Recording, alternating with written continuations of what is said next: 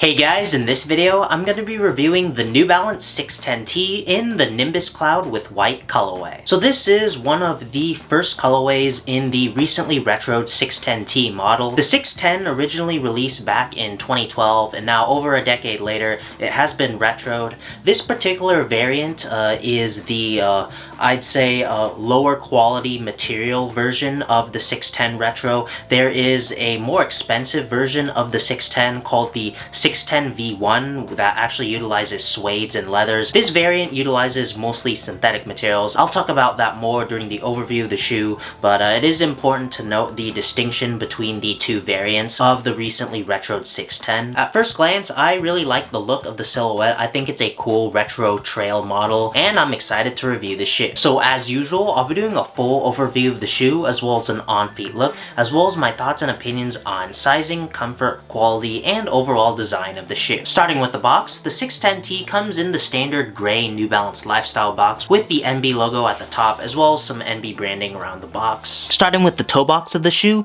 the mugguard of the shoe is made out of a white rubberized synthetic material that also has a nice texture to it, and also at the toe box are panels of white mesh. Moving towards the side of the shoe, you get more panels of that white mesh. You get a small panel of what feels like fake leather. Not too sure what exactly this material is. It feels like the type of fake leather you'd feel on like lower priced shoes that are made in Asia. There's also the New Balance spell out in black, and in the very middle of the shoe you get the New Balance N logo in white and black in a plastic material. The lace eyelets of the shoes are made out of that synthetic rubberized material and also weave between some textile loops. The top lace eyelets of the shoes are made out of a combination of that rubberized synthetic material as well as the white leather material with a small accent of black embroidered on. Moving towards the side of the shoe, you get more panels of that white mesh, more panels of the white leather material and the white synthetic material.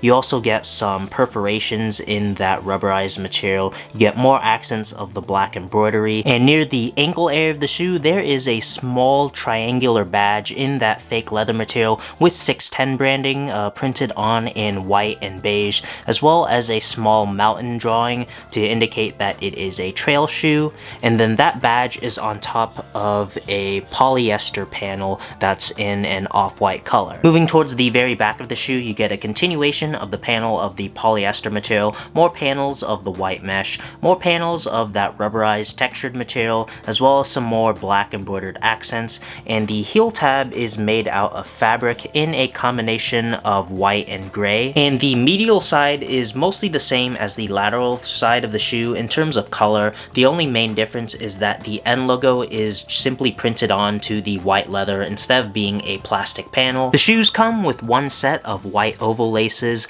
and those laces weave on top of a white mesh tongue, and then at the very top of the tongue you get that 610 badge in the combination of white and light gray with that mountain branding as well as a small pull tab similar to the heel tab, also in white and gray. The back of the tongue and the ankle area of the shoe are lined in a white mesh material. The shoes come with a standard foam insole with a black textile upper, as well as New Balance trail branding printed on in black at the heel area. The midsole of the shoe is mostly made out of a tan foam material. You also get a small panel of black foam near the back heel area of the shoe, and then some of the white rubber does creep up onto the midsole of the shoe as well. The midsole utilizes New Balance's Absorb technology. Absorb is a proprietary foam cushioning technology from New Balance that's supposed to give the user a great combination of cushioning and compression resistance. And finally, moving on towards the outsole of the 610T,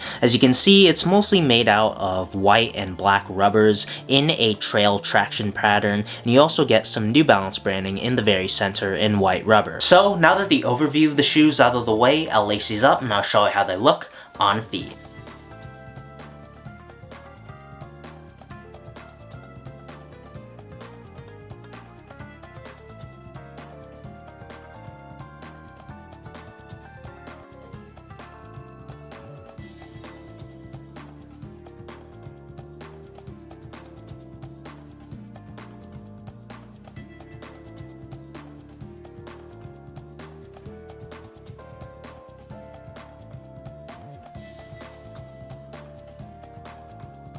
So for sizing, the 610T in my opinion fits true to size, but does run a little wide. In terms of length of the shoe, I feel like it's perfect, but it does feel like it runs a little wide. I feel like if I was wide-footed, this would fit perfect for me, but because I have normal width feet, it does feel like there's a little extra room at the sides of my feet. I'm a true size 9.5, and I got these in a size 9.5, and that's how they fit me. I don't think going down to a size 9 would be good, because then it would be too short for my feet. It's just a matter of the width. But as I always say, if you have the chance to try these on before you buy them, I definitely recommend you do that since everyone's feet are different. For my 3-factor comfort rating for the 610T, I give it a 6 out of 10 for softness, a 6 out of 10 for firmness, and a 6 out of 10 for midsole shape and support. I feel like the 610T has a great combination of softness and firmness. It's not too overly soft or squishy on your feet, nor is it too overly firm or stiff on your feet. The real issue I had would be the fact that while the midsole is definitely above average, I feel like it's relatively supportive. It lacks arch support despite running a little wide. Like with that wider room, I'd expect some arch support, but it's just completely flat, which is unfortunate. That's why I only think it's above average and not like far above average like the 990 series. But overall, just for a casual lifestyle shoe, I think it's pretty comfortable. Moving on towards quality, this shoe is made in Indonesia and it retails for $100. I managed to get these for even cheaper, I think around like 70 bucks on Lapstone and Hammer's sale, which is pretty great. And I can't really judge quality other than craftsmanship. I had no major craftsmanship issues. It was made pretty well. It's just that the materials on here, they're all synthetics, and really the leather material is pretty obviously fake leather, and I don't think like New Balance is trying to hide that or anything.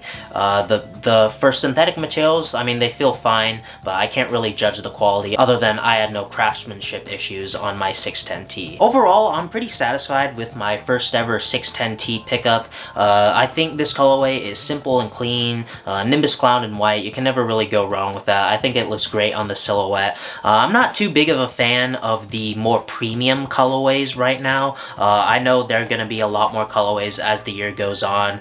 Maybe I'll pick up a pair of the premium version in a colorway that I actually like, but only time will tell. Right now, I think this is a pretty solid pickup.